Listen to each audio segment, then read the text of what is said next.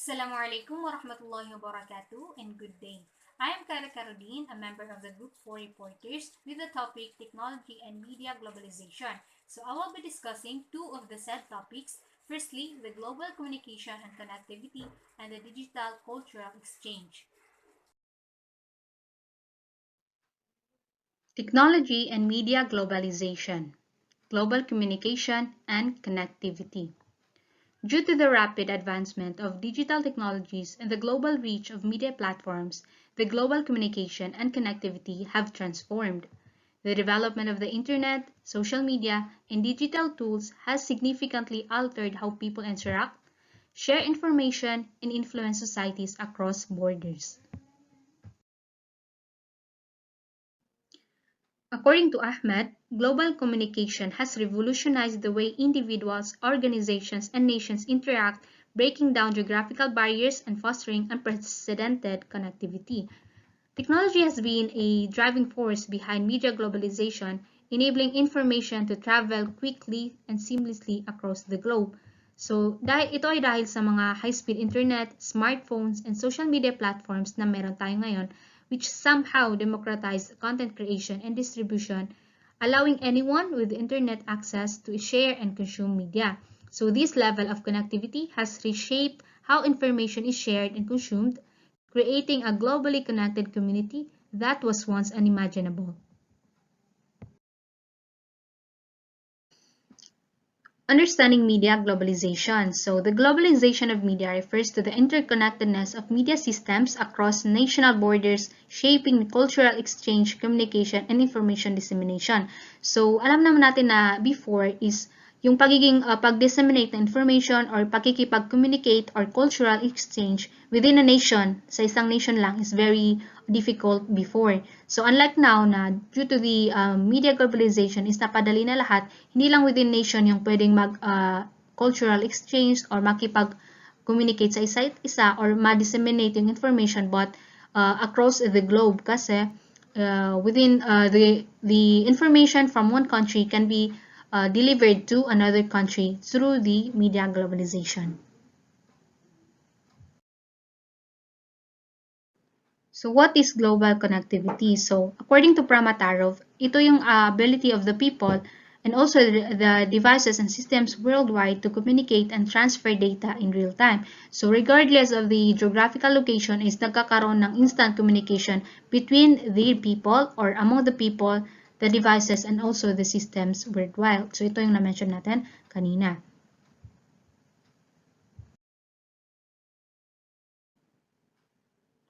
So while global communication offers numerous benefits is may mga kakibat din itong challenges na kailangan ng thoughtful engagement. So meron tayong tinatawag na key aspects of global communication and challenges of global communication.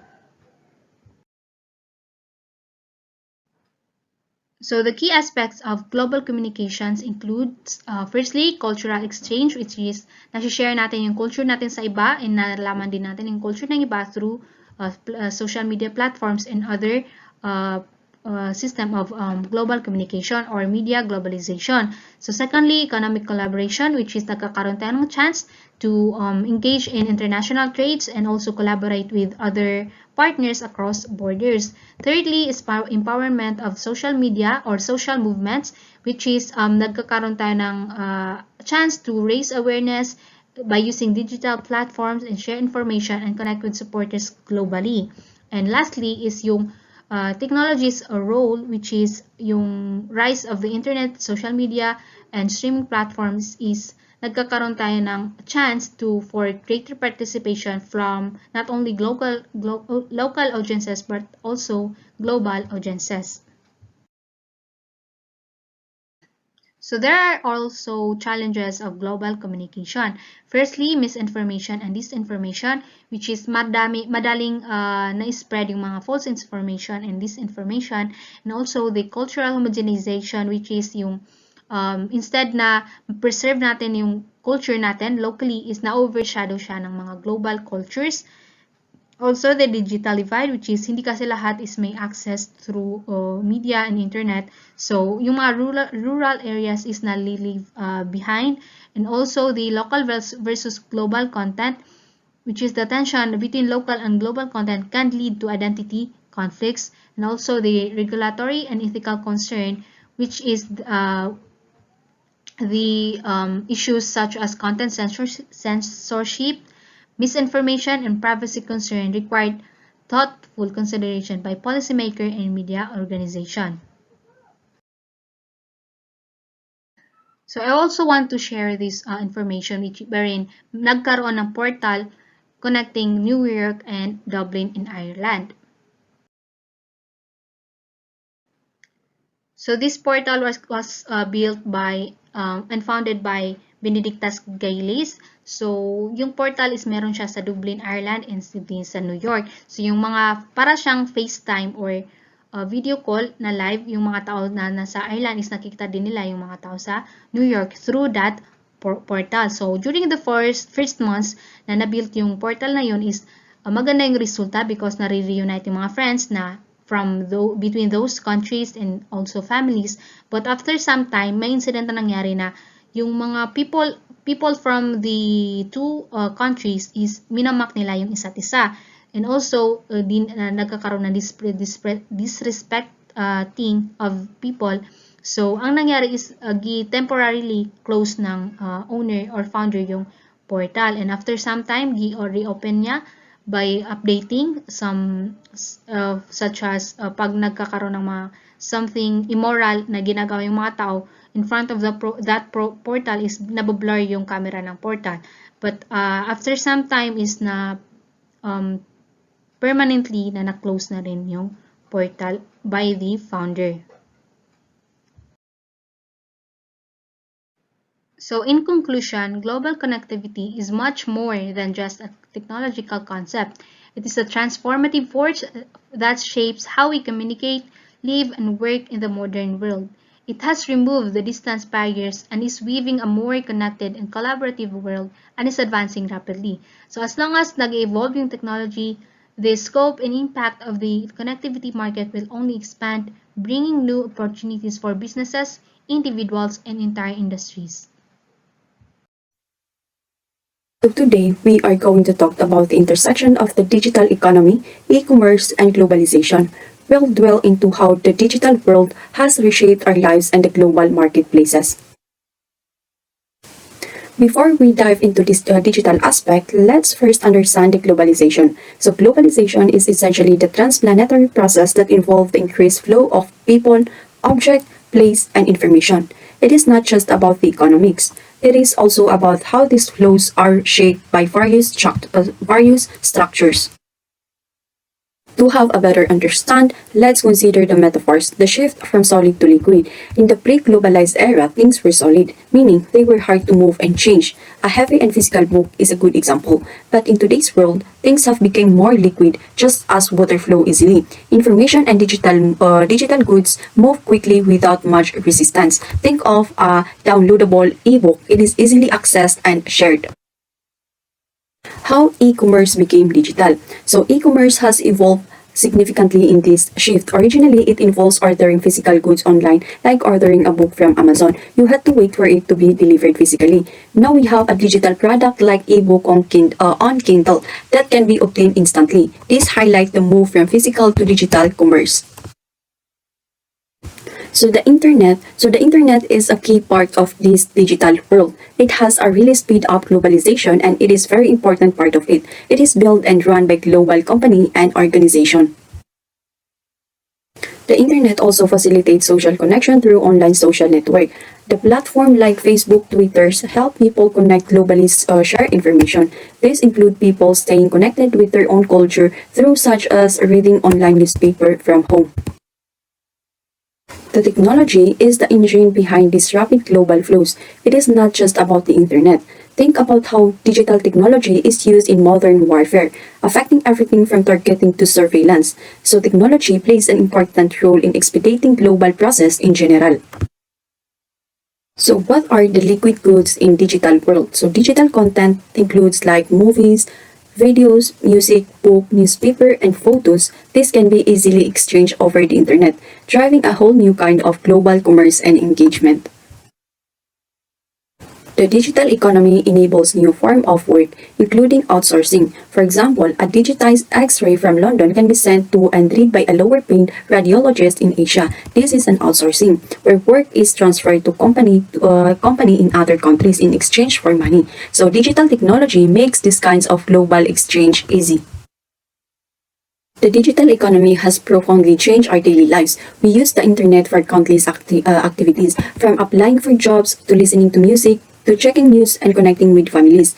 And the people from the same culture can keep in touch using emails and video calls. However, it is crucial to acknowledge that not everyone benefits equally. A digital divide exists, meaning that many people, especially in global south, don't have the access of computers or the internet. This lack of access creates significant inequalities in the benefits of the digital world. So language barrier on the internet can also create further obstacle to accessing the digital world. In conclusion, the digital economy and e-commerce are vital aspects of globalization.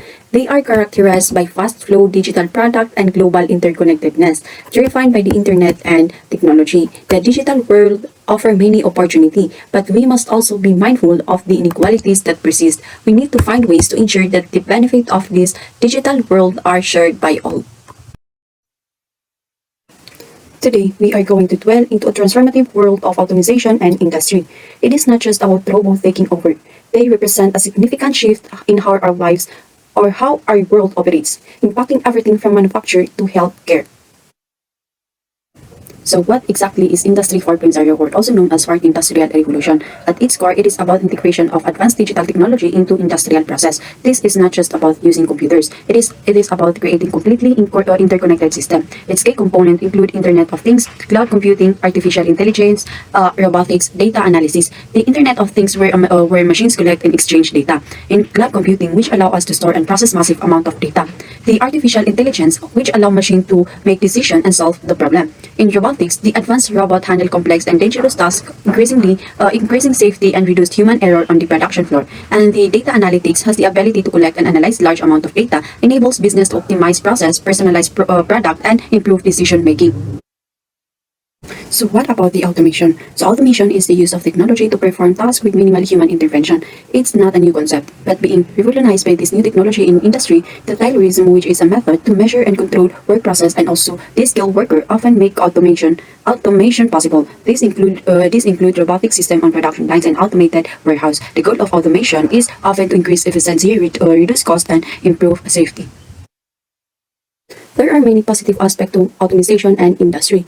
The increased efficiency, productivity, cost reduction, improved safety, technological advancement, and technological leapfrogging. So increased efficiency and productivity. The integration of advanced technology result in faster production, fewer error, and higher output. The cost reduction, automation can significantly reduce labor cost, material waste, and energy consumptions. Improved safety. Robot can handle dangerous tasks, minimizing risk for human worker. In technological advancement, the rapid development of technology, including medical technology such as magnetic resonance imaging, computerized axial tomography scans, and position emission tomography scans, which allow clear benefits attribute to progress in technological development and automations. In technological leapfrogging, the country may leapfrog and go straight to advanced technology. It allows developing country to bypass outdated system and adopt the more advanced technologies. However, it is important to acknowledge the challenges came with this advancement. The job displacement, increased inequality, security risk, and ethical implication. So automation can lead to job displacement, and while it might create new jobs, those new jobs might require new skills that many people don't have. Increased inequality, there is a risk that the benefit of the industry will not be evenly distributed, potentially widening the gap between the rich and the poor. Security risk increase the reliance on interconnected systems, expose us to greater cybersecurity risks, including computer virus and potential cyber attacks. The ethical implication, the increased reliance on AI, also introduced several ethical challenges, including algorithm bias, data privacy, and potential for misuse. There are global impact of automation and industry. These are the shift in manufacturing, impact on developing nations, global flows of technologies, and impact on the nation state. So, shift in manufacturing. The adaptation of industry technology can lead to shift in global manufacturing patterns. Companies with advanced capability may gain a competitive edge, while others may struggle to keep up. Impact on developing nations. Developing countries may have an opportunity to benefit from advanced manufacturing, but they also face the risk of further marginalized if they cannot adopt new technologies effectively. In global flow of technology, this new industrial revolution will contribute to global flow of technologies and information across border, leading to greater interconnectedness while at the same time potentially creating new forms of global inequality. The impact on the nation state, the increased movement of manufacturings, and the interconnected natures of this system can further reduce the importance of the nation state in the global economy. In conclusion, the automation and industry represent a transformative moment in human history. While offering unprecedented opportunity for increased efficiency, productivity, and innovation, it also poses serious challenges related to job displacement, inequalities, and securities. As we move forward, it is crucial that we take a holistic approach that addresses both the technological and the social implication of these revolutions. These include the investigating in education and training program, strengthening social safety net, and establishing ethical guidelines for AI and promoting international cooperation to ensure that the benefit of automation are shared by all. Let's proceed with the technology and media globalization, the digital cultural exchange.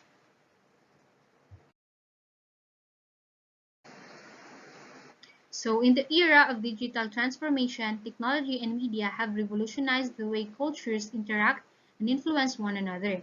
So this is because due to the accessibility and reach of online platforms, which has become a defining feature of globalization. As social media, streaming services, and digital content platforms transcend geographic and linguistic barriers, they facilitate a dynamic exchange of ideas, traditions, and practices across the globe. So understanding cultural exchange. Digital cultural exchange represents the intersections where technology meets the myriad ways of life that define our world. So one of the most profound aspects of digital cultural exchange is its capacity to transcend language barriers. So with the aid of translation tools and visual storytelling, people can now explore and appreciate cultural nuances that were once beyond reach. So for a very good example of this one is yung mga through K-dramas and other drama na doon natin nakikita yung mga culture ng ibang countries. No? So same with us, through these televisions and others is na-share din natin sa iba yung mga culture ng Pilipino. So one of the most significant impacts of the internet is its ability to bridge cultural gaps. So people from different parts of the world can now communicate and interact in real time, sharing their traditions, beliefs, and lifestyle. So for example, is yung mga viral trends on platforms like TikTok, a dance originating in one country can quickly spread globally, with people from various cultures putting their own spin on it. So this kind of interaction not only spreads cultural practices, but also fosters a sense of global community. So another one is the access to diverse perspectives. So the internet offers unparalleled access to diverse perspectives, wherein nowadays meron tayong mga news websites, blogs, and video sharing platforms which provide insights into how different cultures perceive various global issues. So for example, meron tayong mga YouTube channels which is dedicated to cultural exploration such as travel vlogs or cooking shows na nag-feature ng mga traditional recipes which offer viewers a window into different ways of life. So actually by watching these videos, people can gain a deeper appreciation for cultures that they might not encounter in their everyday lives.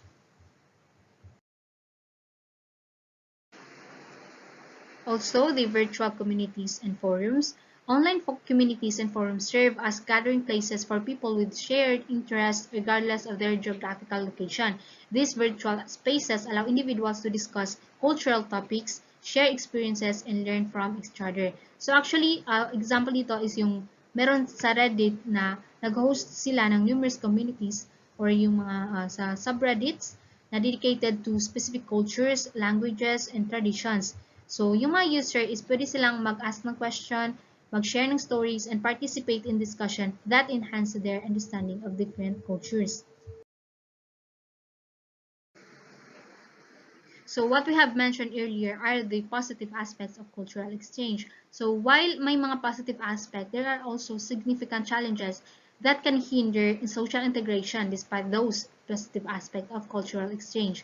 So, firstly is yung risk of cultural appropriation wherein may mga situation na yung elements of a marginalized culture are adopted or commodified by a dominant culture. So, for example nito is yung locally, let's say locally is yung tradition or culture ng mga Maranao na yung pater is inadopt ng mga non-Muslim, and instead of chicken which is halal, yung ginawa nilang ulam is a haram which is yung meat ng pork.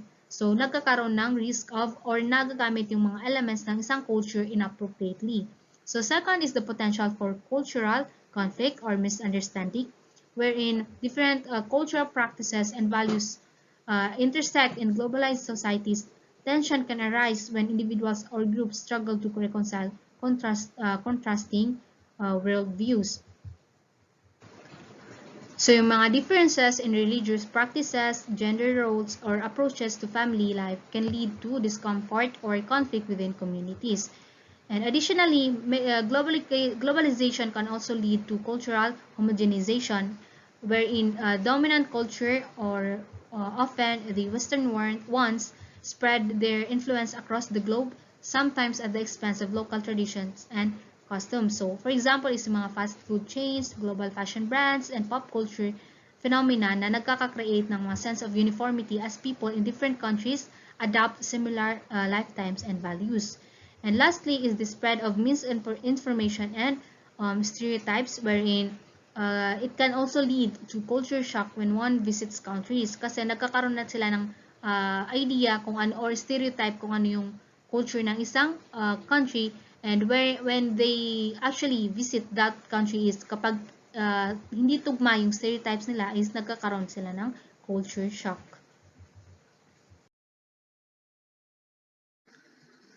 As for the future of cultural exchange and social integration in globalization, as globalization continues to evolve, so will the ways in which cultures interact and integrate. So this has the potential to create even more diverse and dynamic cultural exchanges, allowing for real-time interaction across geographical boundaries. So at the same time, meron ding growing awareness of the need to preserve cultural integrity amidst this global exchange, as many societies are grappling with the challenge of maintaining their unique cultural identities while embracing the benefits of globalization.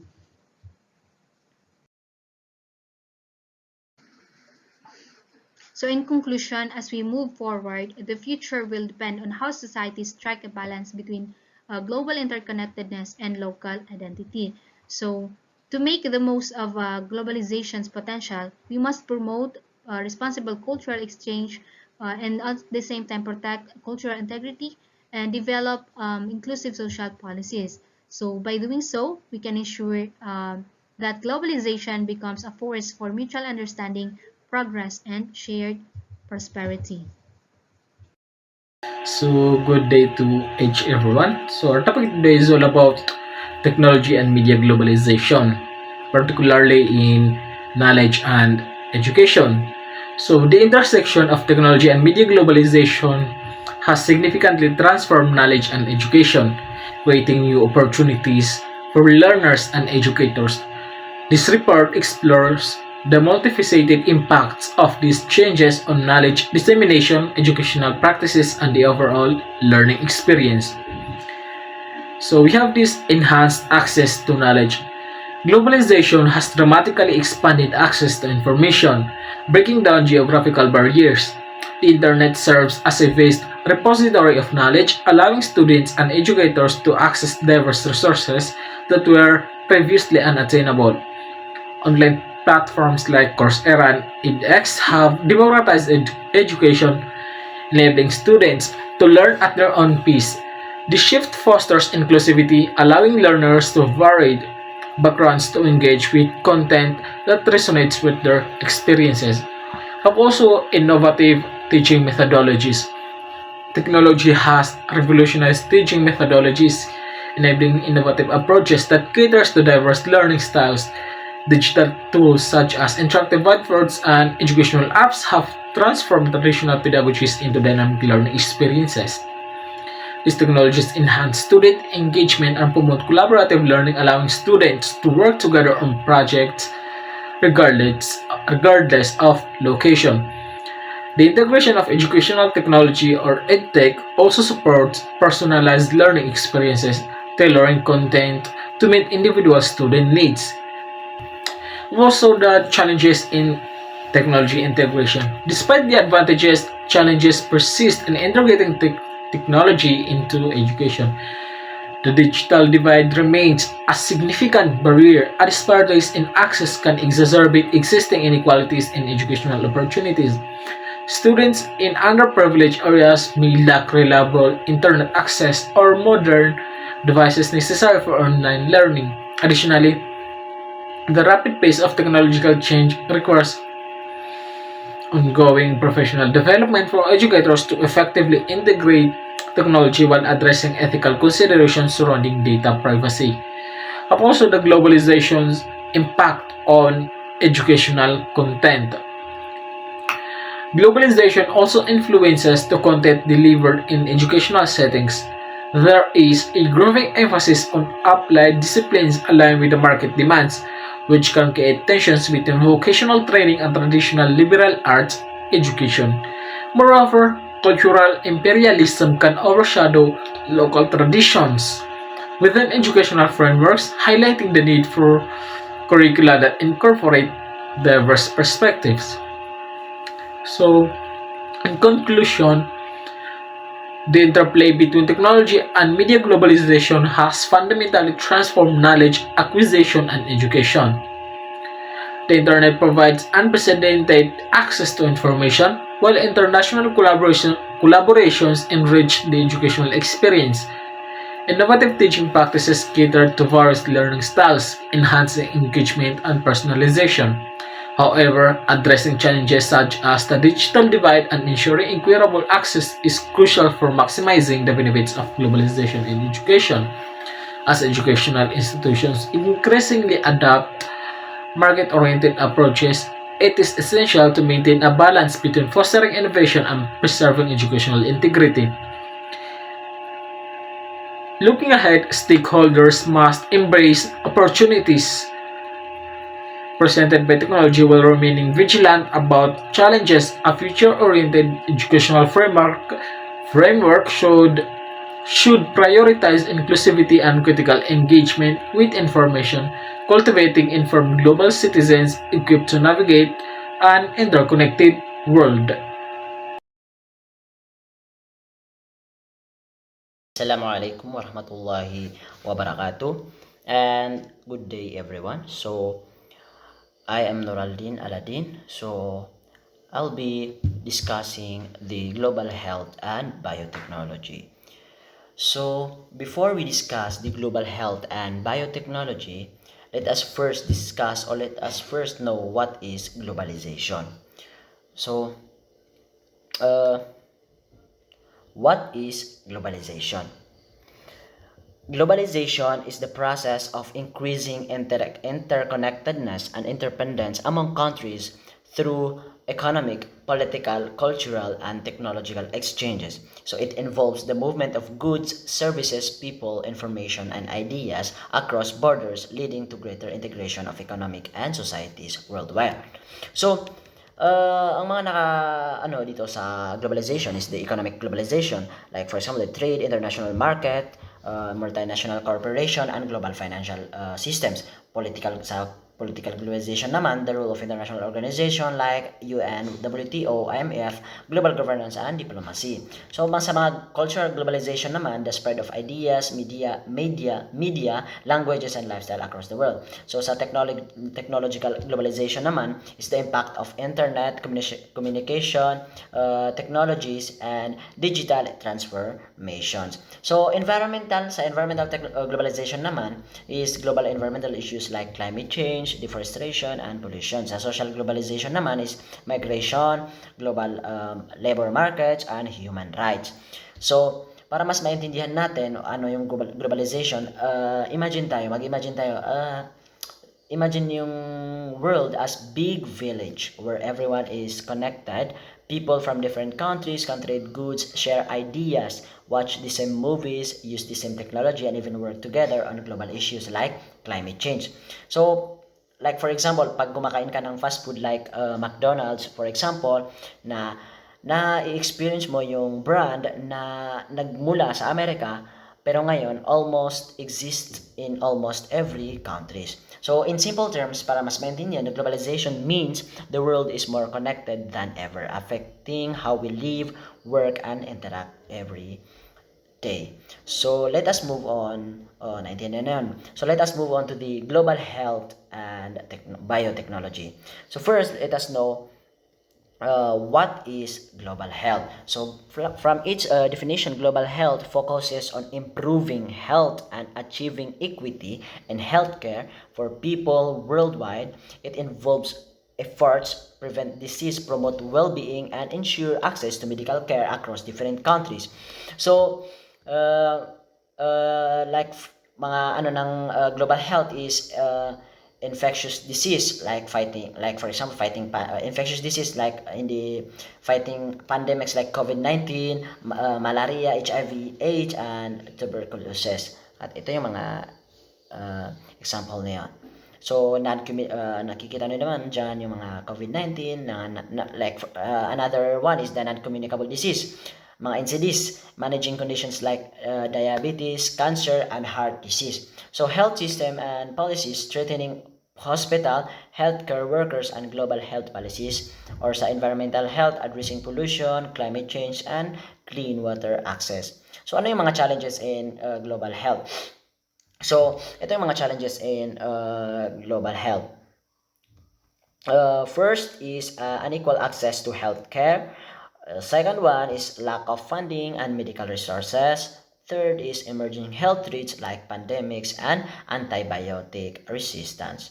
Okay, so naintindihan yung global health. So let us move on to the biotechnology. So what is biotechnology?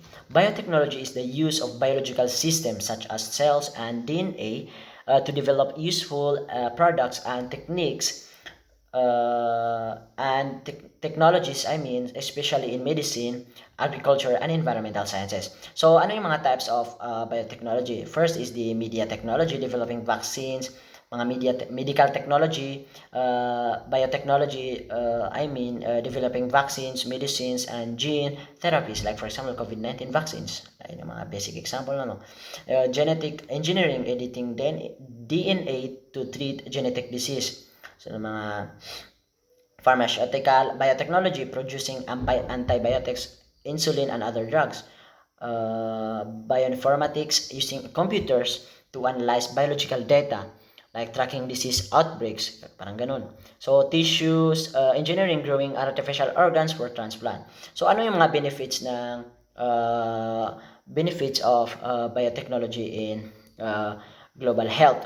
So, ang mga benefits ng biotechnology in global health is first na yung faster vaccines production, like parang katulad ng sa vaccine sa for COVID-19, more effective treatments for genetic disorders, early disease detection using advanced diagnostics, sustainable solution for drug manufacturing. So, how globalization affect health worldwide? Ito, so paano nag-affect ang globalization sa health? So, globalization has made the world more interconnected, and this has a direct impact on global health and biotechnology. The movement of people, goods, and technology across borders influences how disease spread, how medical research is conducted, and how healthcare solutions are shared worldwide. So, how it is affect the health worldwide? So, first is spread of disease. Infectious like COVID-19, Ebola, and flu spread quickly due to global travel and trade, like nag-travel ng mga disease. Access to healthcare. Countries can share medical knowledge, treatments, and vaccine more easily. Organization like the World Health Organization coordinate global health responses. So, medical tourism, like patients travel to other countries for better or cheaper medical treatment. Understand? So the next is the health inequality, like rich mga mayaman na countries have better healthcare while poorer nations struggle with basic medical service. Ang example nito ay yung COVID-19 pandemic na nag-spread worldwide due to globalization, but international cooperation helped develop vaccines quickly. So How globalization helps biotechnology to grow? So yan yung question.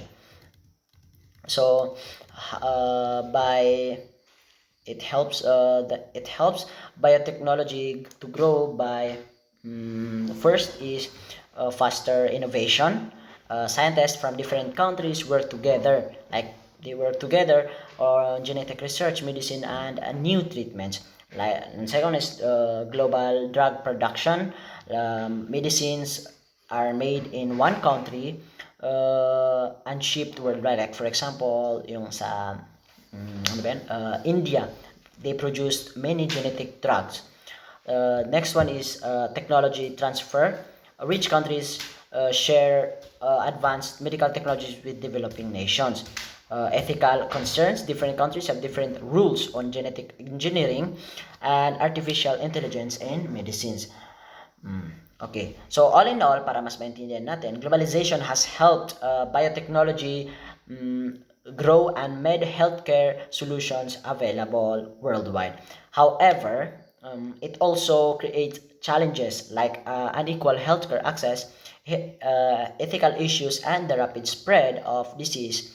International cooperation of disease so international cooperation is needed to ensure that advancement in biotechnology benefit everyone, not just a few countries.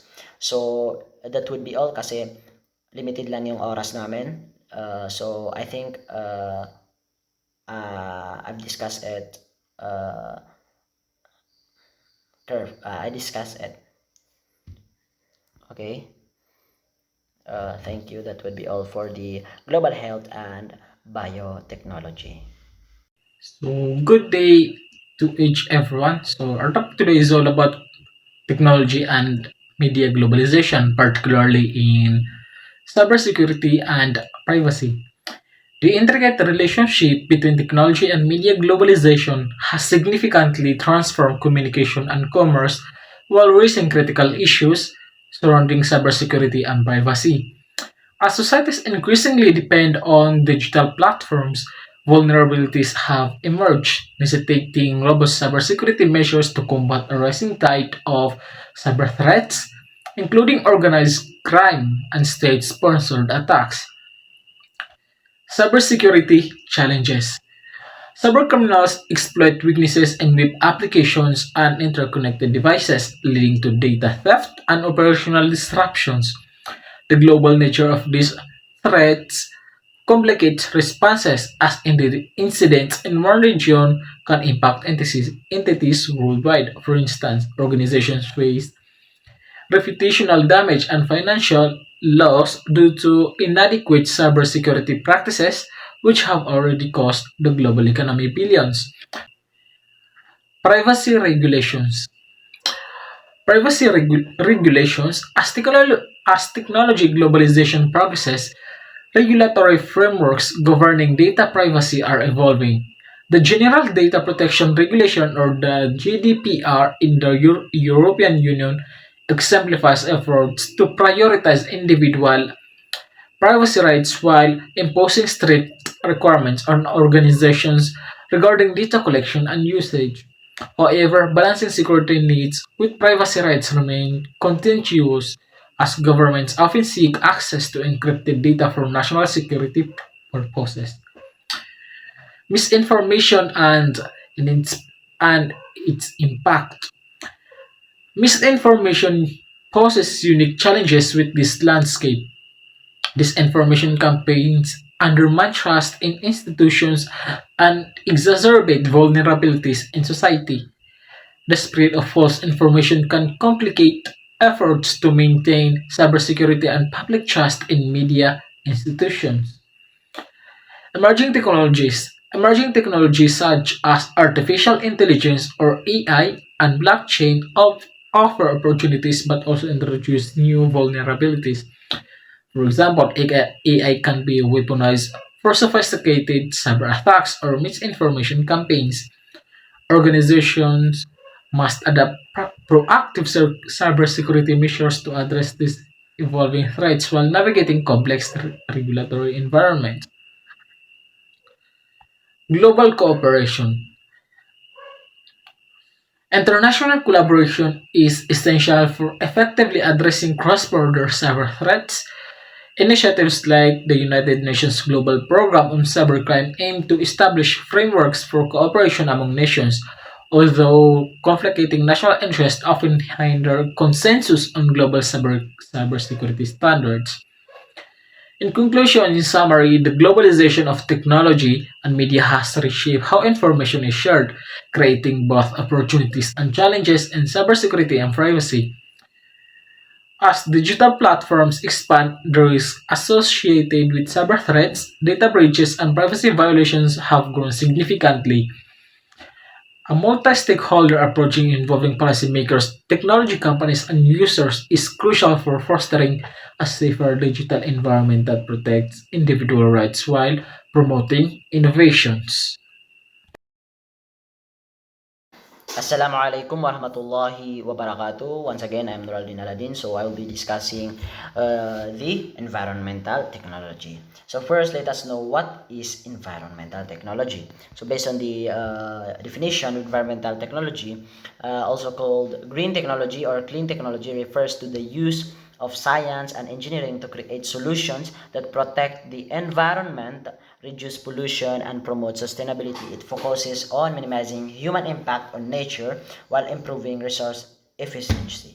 So, like for example is the renewable energy using sustainable sources like solar energy, wind energy, hydropower, biomass energy, waste management and recycling, like reducing waste through composting organic waste, waste to energy technologies, water purification and conservation, uh, mm,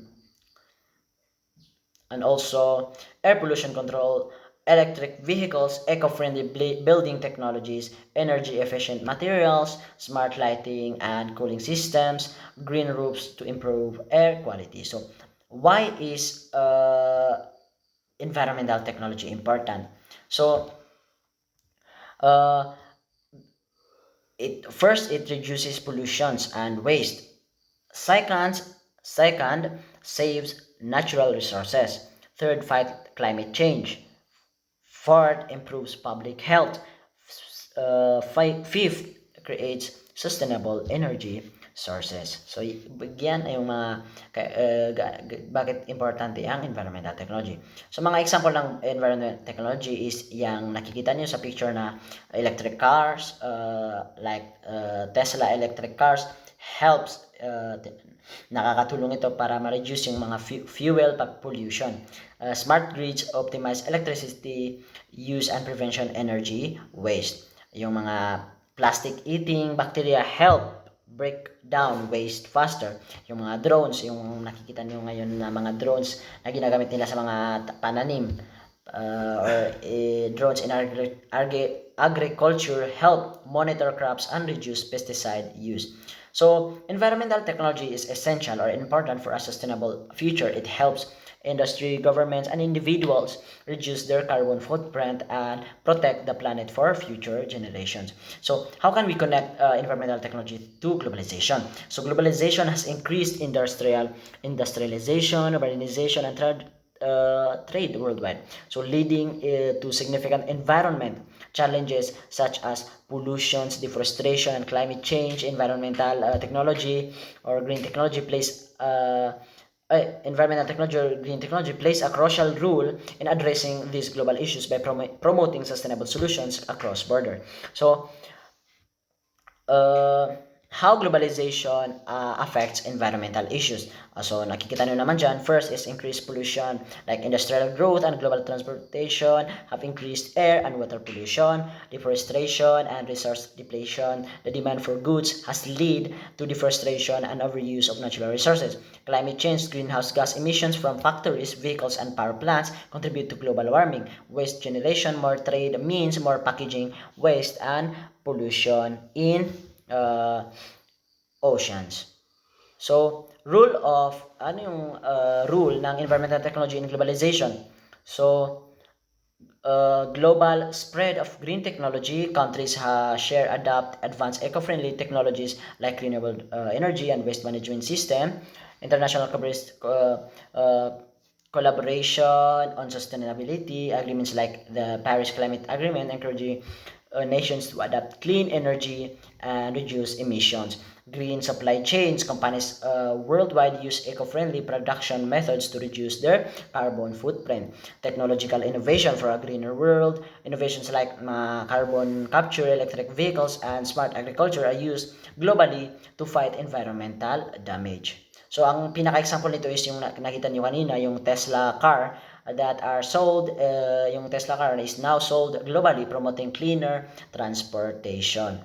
So, how environmental technology and globalization are connected. So, para mas maintindihan natin, imagine natin yung world, mag-imagine naman tayo ulit, imagine natin yung world as big neighborhood where everyone is connected. Countries, trade, travel, and share ideas, but this also affects the environment. Factories pollute the air, plastic waste fill the oceans, and climate change affects every country. So now, think of environmental technology as tools that helps us fix these problems. Things like solar panels, electric cars, recycling systems helps us protect the planet. Because of globalization, countries working together and sharing technology, this green solution can spread worldwide. So, para mas maintindihan natin na problem ngayon is yung mga gasoline car pollute the air and nagkakos ito ng mga health problems and global warming. So ang solution dyan is yung mga companies ngayon like katulad ng Tesla and BYD created electric cars that don't need gas. So ngayon high-tech na, hindi na kailangan ng gas. So ang globalization rule is yung mga car nito na nabenta worldwide, it reduce pollution everywhere. So naging mas healthy yung environment. So bakit mahirap to gawin? So first, poor countries struggle to afford green technology. So mga mahihirap na countries. Some companies care more about profit than protecting the environment. Not all governments enforce eco-friendly rules. So yan yung mga reason ba't mahirap siya. Mahirap siyang kuan ba? So and that's why environmental technology and globalization are deeply connected. While globalization has contributed to environmental problems, it also enables the global exchange of green technology and solution. By working together, countries can reduce pollution, fight climate change, and build more sustainable future. So I think that would be all for my report. Thank you very much for listening.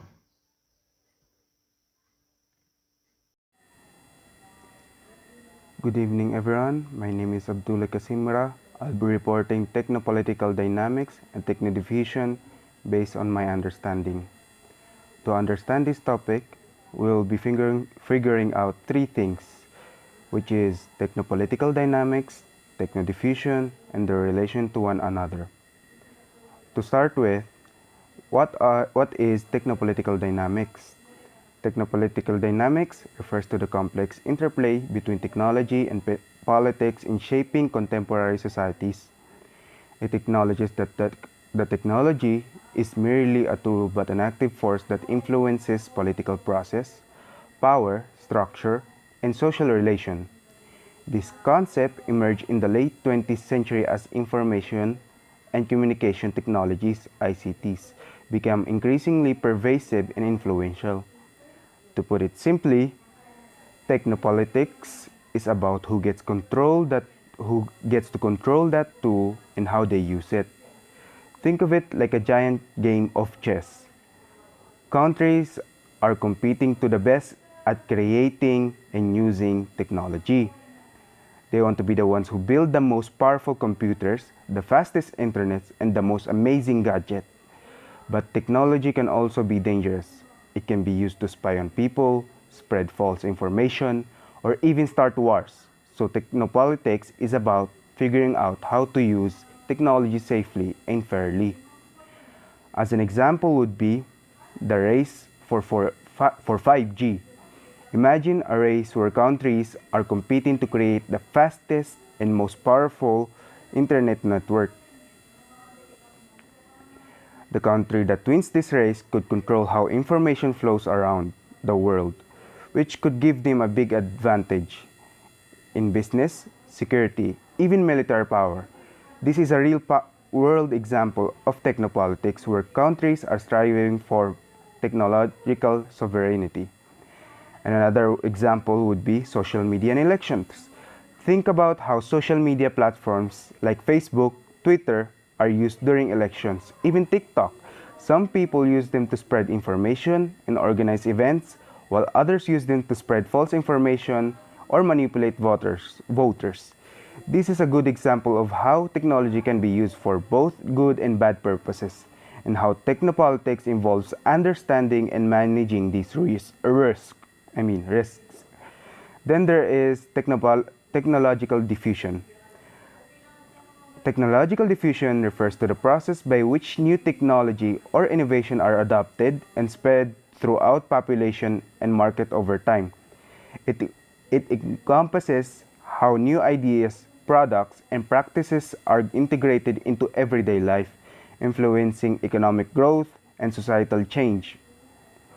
Technological diffusion is about how that tool spreads around the world. And that's pretty much it. Think of it like dropping a pebble in a pond. The ripple spread out and the new technology reach more people. Sometimes technology spreads quickly like a wildfire. Other times it takes a long time to catch on like slow growing tree. The way technology spread can change the world. It can help people connect with each other, learn new things, and solve problems. But it can also create new problems like pollution, inequality, or even job losses. Example could be like the spread of smartphone. Imagine a new type of phone that is affordable, easy to use, and can do everything: make calls, take pictures, play games, and access the internet. This phone becomes very popular and spread quickly around the world. This is an example of rapid technological diffusion. Example number 2, the internet and education. Imagine a new way to learn that uses the internet to connect students with teachers and resources all over the world. This technology takes time to develop and spread, but eventually it changes how people learn, interact with education. This is an example of slower technological diffusion, but it has a significant impact on society. Lastly, intertwined dynamics, which means the relationship between the two. Technopolitics and technological diffusion. The dynamic of technopolitics and technological diffusion are deeply intertwined, influencing each other in complex ways. Technological diffusion shapes technopolitics. The spread of new technologies can alter the balance of power between states, create new opportunities for political mobilization, and reshape the nature of conflict. For example, the diffusion of social media platform has empowered citizens to organize protests, and challenge authoritarian regimes. And then there is technopolitics influences on technological diffusion. Political decision and policies can significantly impact the pace and direction of technological diffusion. Government can promote that development and adoption of certain technology through subsidies, regulations in infrastructure, investment. Conversely, they can also restrict or slow down the diffusion of technology deemed harmful or threatening. Now for the implication and challenges. The interplay of technopolitical dynamics and technological diffusion present both opportunities and challenges for societies and individuals. For opportunities, technological advancement can create the diffusion of new technologies can create new jobs, improve healthcare, and facilitate communication and collaboration across borders. Challenges: the unequal distribution of technological benefits, the potential for technological misuse, and the erosion of privacy and security are significant challenges. The digital divide and the rise of cybercrime and the spread of disinformation are among pressing issues that needs to be addressed. In summary, technopolitics and technological diffusion are like two sides of the same coin. The way technology spreads affects who has power and how they use it. And the way technology is controlled affects how it gets used and who benefits from it. Another example, the rise of AI. Imagine a new technology called artificial intelligence that can do amazing things like diagnose disease, drive car, write musics. This technology could have a huge impact on the world. But who control this technology? What rules will govern its use? These are questions of technopolitics. And how quickly does AI spread around the world? Who benefits from it? These are questions for technological diffusion. The end. Thank you.